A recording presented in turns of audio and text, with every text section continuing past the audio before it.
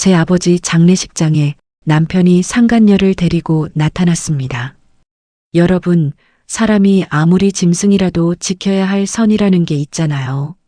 30년을 함께 산 제 남편은 제 인생에서 가장 슬픈 날을 가장 잔인한 날로 바꿔놓았습니다. 멀리서부터 들려오는 시끄러운 소리. 장례식장 입구가 술렁이기 시작했어요. 고인을 모시는 엄숙한 자리에 남편이라는 작자가 양아치처럼 머리에 기름을 잔뜩 발라 반질반질하게 넘기고는 번쩍거리는 화려한 정장을 차려입고 나타난 거예요. 슬픈 기세교? 눈 씻고 찾아봐도 없었죠.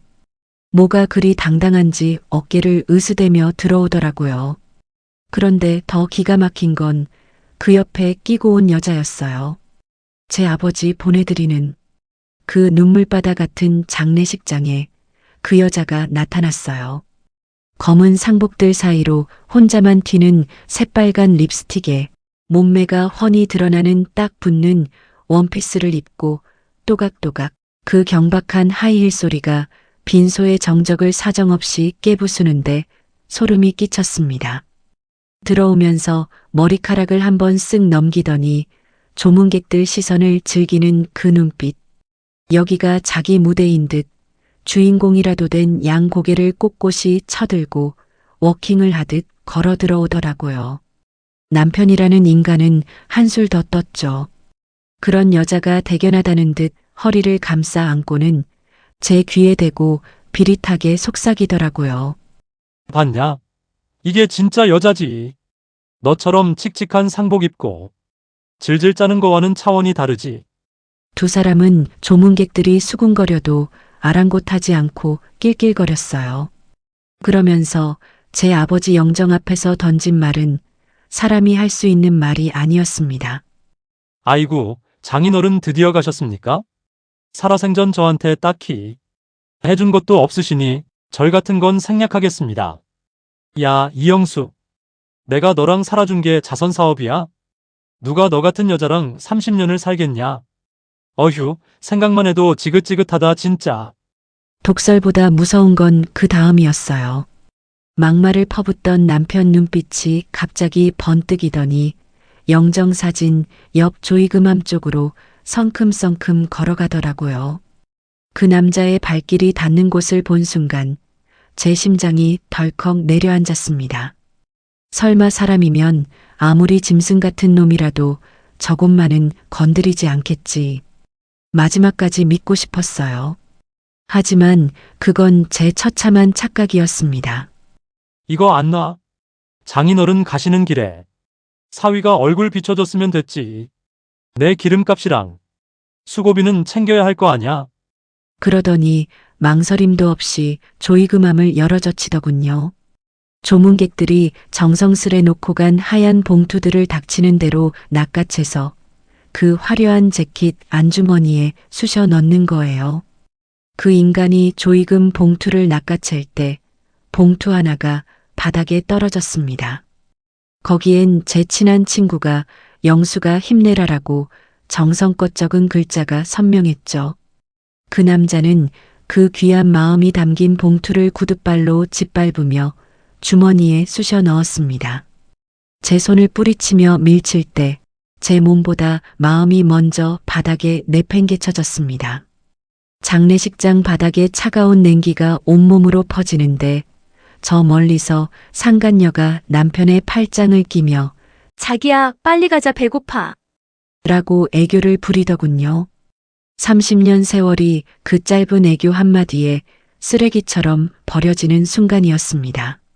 남편은 그 돈뭉치를 챙겨 들고는 상간녀 허리를 감싸 안고 유유히 식장을 빠져나갔습니다.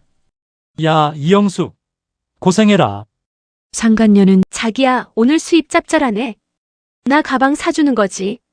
하며 깔깔댔고 남편은 당연하지. 소고기나 먹으러 가자. 며 웃었습니다. 비열한 그 뒷모습을 보며 저는 결심했습니다. 당신이 훔쳐간 그 돈, 나중에 내 놈수의 살 돈으로 쓰게 해주겠다고. 당신 세상, 내가 오늘부터 통째로 무너뜨려 주겠다고요. 지옥 같았던 30년 세월, 제가 어떻게 버텼는지 이제 하나씩 꺼내보려 합니다. 남들은 절대 모르는 오직 저만 알고 있었던 그 사람의 진짜 얼굴들을요. 사람들은 저보고 참 복도 많다고 했어요. 성실하고 가정적인 남편에 남들 앞에서는 내 손을 꼭 잡으면서 우리 마누라가 제일 고생이지 하고 웃어주는 다정한 남편을 뒀으니까요. 하지만요. 현관문이 닫히는 순간 그 다정했던 남편은 가면을 벗고 괴물로 변했습니다. 이유도 없었어요. 국이 조금만 싱거워도 식탁을 뒤엎었고 밖에서 기분 나쁜 일이 있으면 내 머리채를 휘잡고 안방으로 끌고 들어갔죠. 한번 시작하면 자기 분이 풀릴 때까지 때리고 또 때렸어요. 내가 바닥을 기며 제발 살려달라고 빌어도 그 인간은 숨을 몰아쉬면서 끝까지 손을 멈추지 않았습니다. 평소에도 무서운 사람이었지만 술이 조금이라도 입에 들어간 날이면 정말 짐승처럼 변했습니다. 멀리서 복도에 울려 퍼지는 비틀거리는 발소리, 신경질적으로 눌러대는 도어락 번호 소리. 그 소리만 들리면 제 심장은 발끝까지 떨어졌어요. 문을 열고 들어오는 그 인간한테서 풍기는 비릿한 술 냄새는 곧 지옥이 시작된다는 신호였죠. 눈동자는 이미 풀려 있고 짐승 같은 괴성을 지르며 집에 있는 물건들을 손에 잡히는 대로 집어던졌습니다. 이유도 없어요. 그냥 술 기운에 자기 분풀이를 할 대상이 필요했던 거죠. 밤새도록 저를 짐승처럼 때려 눕히고 제 비명소리가 듣기 싫다며 입을 틀어막던 그 손이었거든요. 온몸이 쑤시고 비틀려 거실 바닥에서 겨우 신음하고 있는데 이 인간 아침이 되면 언제 그랬냐는 듯이 또 미안하다고 하네요. 밤새 아무 일 없었다는 듯이 부스스 일어나서 제 앞에 무릎을 꿇어요. 내 멍든 손을 자기 얼굴에 갖다 대면서 눈물까지 뚝뚝 흘리더라고요. 영수가 내가 어제 술이 과했나 봐. 정말 나 너 사랑하는 거 알지? 다신 안 그럴게. 이번이 진짜 마지막이야. 그 눈물 맺힌 얼굴을 보고 있으면 어쩌면 이번엔 진짜일까? 하는 바보 같은 희망이 솟아요. 그게 더 지옥이었죠. 내 몸에 든 피멍은 옷으로도 안 가려지는데 저 인간은 마치 어젯밤 일이 꿈이었던 것처럼 허허허 웃으며 출근 준비를 하더라고요. 사과하고 때리고 울면서 빌다가 다시 짓밟고 저는 그 인간의 감정 쓰레기통이었고 지 기분 풀리면 던져두는 인형, 그 이상도 이하도 아니었습니다. 제 몸에 든 시퍼런 멍보다 더 무서웠던 건 그 가식적인 미안하다는 말이었어요. 자기가 저지른 죄를 덮으려는 비겁한 연극이라는 걸 뻔히 알면서도 아이들 때문에 그 연극을 같이 해줘야 했던 제 인생이 너무 가련해서 약봉지를 쥐고 주방 구석에서 소리 없이 울어야만 했습니다. 그런데 그 눈물조차 사치였을까요? 화장실 문을 걸어 잠근 남편이 낮은 목소리로 속삭이는 소리가 들려왔습니다. 걱정 마. 마누라는 방에서 울고 있어. 꽃사슴 자기야, 보고 싶다. 그 비릿한 웃음소리에 저는 비로소 깨달았습니다. 제 30년 인생이 통째로 부정당했다는 것을요. 애들이 들을까봐 입술을 깨물며 소리 없는 비명을 삼켜야 했던 그 세월. 수없이 뺨을 맞고 머리채를 잡혀 휘둘리다 보니 어느 날부터 한쪽 귀에서 뜨거운 진물이 흐르더라고요. 소리가 점점 멀어지는 거예요. 나중엔 아예 안 들리기 시작했어요. 의사 선생님이 제 귀를 보더니 말씀하시더군요. 이영숙님, 이쪽 귀는 이미 고막이 다 녹아내리고 신경이 죽어서 완전히 망가졌습니다. 앞으로 아예 안 들릴 거예요. 그 말을 듣는데 하나도 놀랍지가 않더라고요. 그동안 그 모진 매를 견디느라 내 귀도 참 힘들었겠구나. 지옥 같은 집으로 돌아와 식탁에 앉아있는 그 사람에게 말했습니다. 나 이제 귀가 안 들린대. 그래도 30년 산 정이 있는데 미안하다는 말 한마디는 할 줄 알았어요. 그런데 그 인간 비웃으면서 그러더라고요. 가지가지 한다, 진짜. 이제 귀까지 처먹어. 잘 됐네. 내가 아무리 욕해도 넌 못 들을 거 아냐? 식탁 위에 놓인 제 약봉지를 빤히 보면서도 눈 하나 깜짝 안 하고 낄낄거리는 그 얼굴. 사람이 맞나 싶더라고요. 내 팔다리에 든 시퍼런 멍을 보더니 사람들한테 들킬까봐 나를 한의원에 강제로 데려가더라고요. 우리 마누라가 몸이 약해서 보약 한 제 지어주러 왔다면서 원장 앞에서는 세상에 없는 애처가 흉내를 내는데 멍이 빨리 빠져야 자기가 또 때릴 수 있으니까 그러는 거라는 걸 알았을 때 내 가슴은 이미 갈기갈기 찢겨나갔습니다. 배신은 거기서 끝이 아니었습니다. 상간녀라는 여자는 잠자리 사진까지 서슴없이 보내왔습니다. 그걸 남편 앞에 들이밀면 미안해하기는커녕 비웃더군요. 봤냐? 너처럼 푸석푸석한 여자랑 살다가 이런 꽃 같은 여자 보니까 내가 숨이 쉬어지더라. 너 갈 데 없잖아. 애들 대학은 보내야지. 그냥 조용히 밥이나 해. 그게 내 팔자니까. 아이들이 눈에 밝혀서 저는 그 지옥 속으로 제 자신을 밀어 넣었습니다. 남편은 아이들한테는 아빠라는 이름이 무색할 정도로 관심조차 없었어요. 새벽녘이야 도둑처럼 들어온 그 인간의 와이셔츠를 볼 때면 제 심장은 발밑으로 툭 떨어지는 것 같았어요. 코를 찌르는 진한 여자 향수 냄새, 그리고 하얀 칼라 옆에 보란 듯이 찍혀 있던 그 붉은 립스틱 자국. 그건 실수로 묻은 게 아니라 마치 저를 조롱하듯 새겨진 낙인 같았습니다. 너는 알면서도 아무것도 못하잖아라고 비웃는 것 같았죠. 잠든 아이들 얼굴을 보며 그 와이셔츠를 빨 때 제 손마디가 하얗게 질리도록 비벼 빨았습니다. 하지만 여러분, 이 사람 처음부터 이런 악마는 아니었습니다. 젊은 시절 남편은 참 지독하리만큼 성실했어요. 겨울엔 손등이 다 터서 피가 맺히는데도 약값 아깝다며 구리스를 바르고 다시 연장을 잡던 사람이었어요. 저녁에 녹초가 되어 돌아오면 제가 따뜻한 물에 발을 닦아줬는데 남편은 미안해서 어쩔 줄 몰라 하며 그랬죠. 영수가 조금만 참아. 내가 우리 가족 굶기지는 않을게. 남편이 퇴근길에 검은 비닐봉지를 하나 들고 왔어요.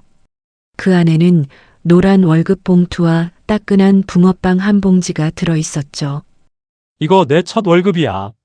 당신 사고 싶은 거 다 사. 빳빳한 10,000원짜리 지폐 몇 장이 든 그 봉투에는 남편의 땀 냄새와 현장의 흙먼지가 고스란히 배어 있었습니다. 저는 그 돈을 차마 쓰지도 못하고 한참을 가슴에 품고 울었습니다. 하지만 그 고마웠던 기억이 저를 30년이라는 감옥에 가두고 말았습니다. 장례를 마치고 넋이 나간 채 집으로 돌아왔을 때 제가 마주한 건 도둑이라도 든 것처럼 텅 빈 거실이었습니다. 남편은 제가 없는 사이 집안에 돈 되는 건 죄다 챙겨서 야반도주를 한 거였죠. 아이 돌 때 모아준 금반지들, 적금 통장의 도장까지 싹 쓸어갔더군요. 그때였습니다.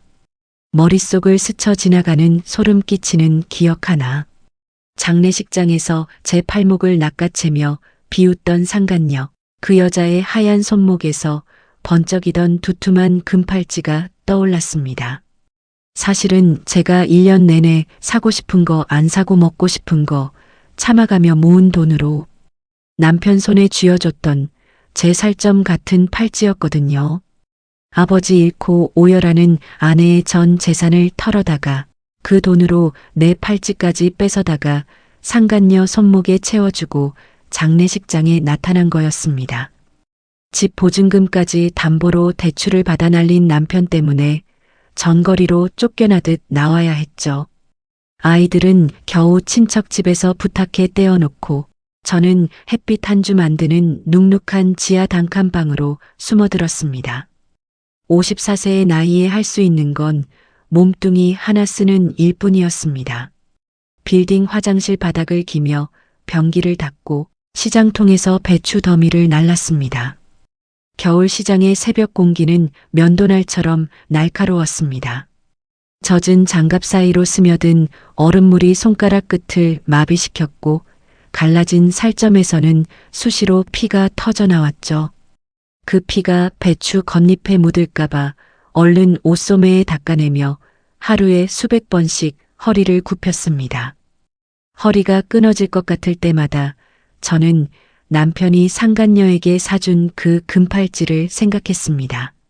내 살점 같은 돈으로 남의 여자 손목을 빛내준 그 인간, 내가 죽기 전엔 꼭 그 대가를 치르게 하겠다. 그 도끼 하나가 저를 버티게 한 유일한 밥이었습니다.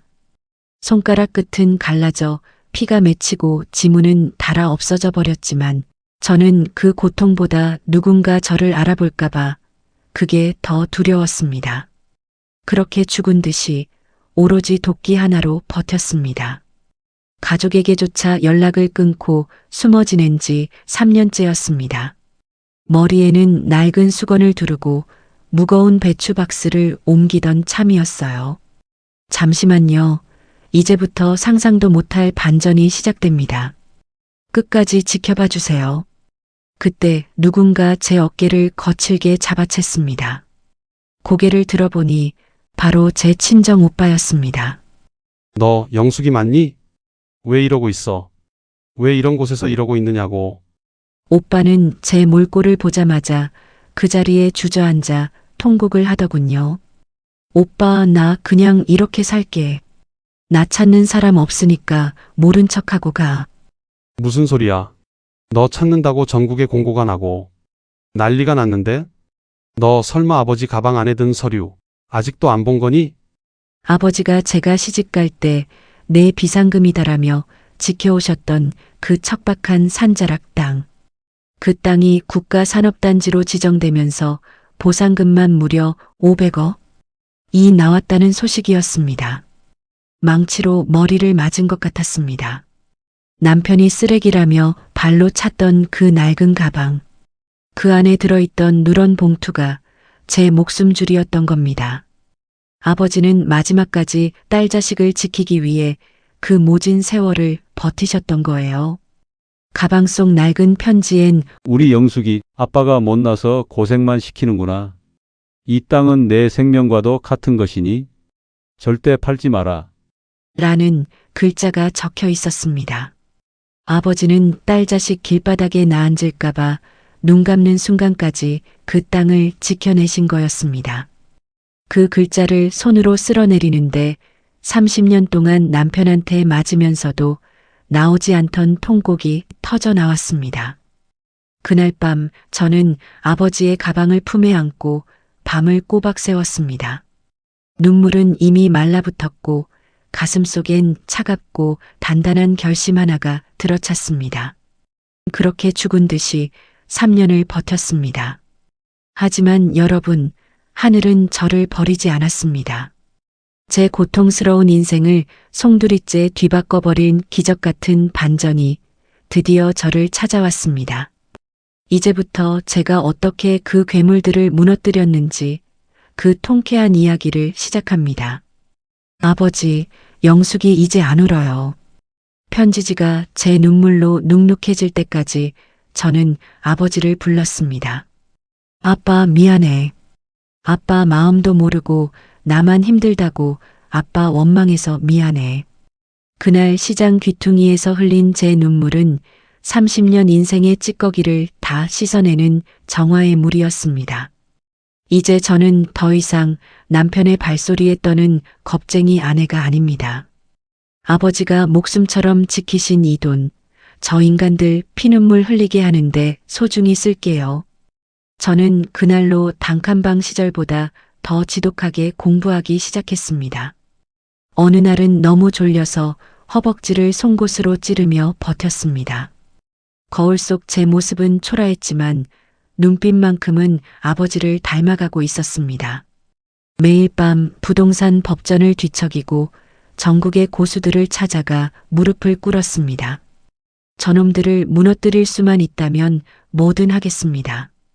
그렇게 3년 저는 단순히 돈 많은 아줌마가 아니라 흐름을 읽고 가치를 창출하며 적의 숨통을 어디서 끊어야 하는지 정확히 아는 진짜 전문가가 되어 있었습니다. 자, 이제 그 복수의 정점이 된 경매 현장 이야기를 해볼까요? 강남중앙지방법원 제3개 경매 입찰실. 마지막 전쟁터에 도착했습니다. 입구에 들어서자마자 비릿한 사체 냄새가 진동하더군요.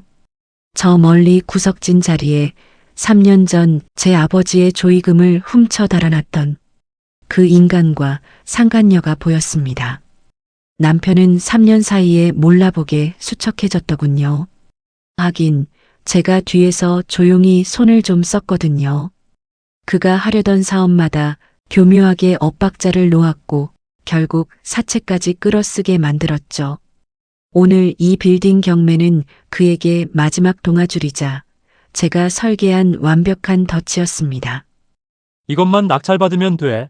그럼 우리 강남에 다시 사무실 내고 예전처럼 살 수 있어. 상간녀가 저를 가리켰지만 남편은 쳐다보지도 않더군요. 이영숙이가 여기 왜 와? 그 여편네 지금쯤 시장 바닥에서 배추나 나르고 있겠지. 그 오만이 너를 지옥으로 보낼 거란 걸 그때는 몰랐겠죠. 사건 번호 202 X타경 7788 최고가 매수 신고인 발표하겠습니다. 남편이 쓴 금액은 35억. 그는 이미 낙찰이라도 된 듯 상간녀와 어깨를 들썩이며 웃었습니다. 하지만 제 입술에 걸린 비릿한 미소를 보진 못했습니다. 최고가 매수 신고인 주식회사 청명의 대표 이영숙 낙찰가 45억입니다. 정적이 흘렀습니다. 남편의 고개가 로봇처럼 천천히 저를 향하더군요. 저는 자리에서 일어나 그에게 다가갔습니다.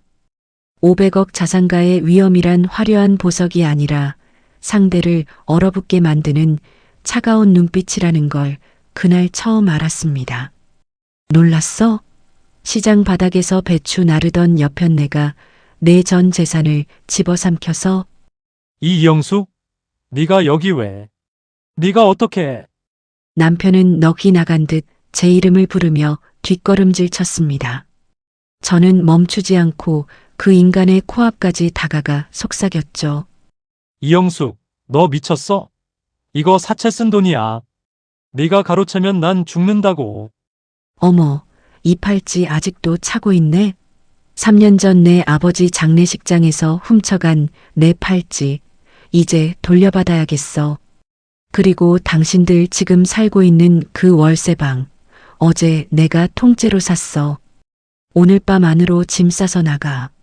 경매장에서 낙찰을 뺏긴 그날 밤, 두 사람이 살던 월세방 앞에는 인부들이 들이닥쳤습니다. 그리고 그 팔찌, 형사가 곧 도착할 거야. 절도 물품으로 신고했거든. 남편은 제 바지가랑이를 붙잡고 빌었습니다. 저 건물 경비라도 시켜줘. 당신은 그럴 자격도 없어. 이제 그만 내 눈앞에서 꺼져. 상간녀는 돈이 떨어지자 남편이 잠든 사이 귀금속이며 비상금을 싹 들고 튀었다지 뭐예요.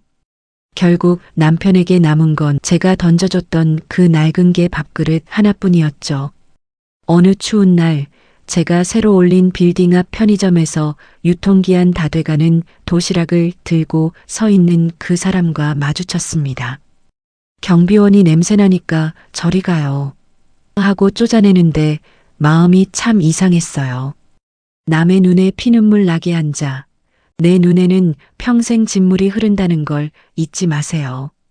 이제 제 손목에는 그 낡은 금팔찌 대신 제가 제 돈으로 당당하게 산 시계가 채워져 있습니다. 비록 한쪽 귀는 영원히 들리지 않지만 아름다운 음악과 우리 아이들의 웃음소리만 골라 들을 수 있으니 이것 또한 축복이라 생각하렵니다.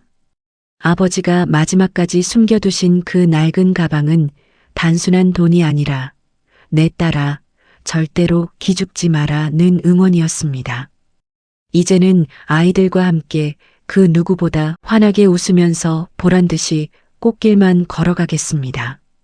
부족한 제 이야기에 귀 기울여 주시고 응원해 주신 여러분, 진심으로 감사드립니다. 지금 혹시 어두운 터널을 지나고 계신가요? 포기하지 마세요. 당신의 인생에도 반드시 찬란한 봄날이 찾아올 겁니다. 영숙이가 당신의 앞날을 진심으로 응원합니다.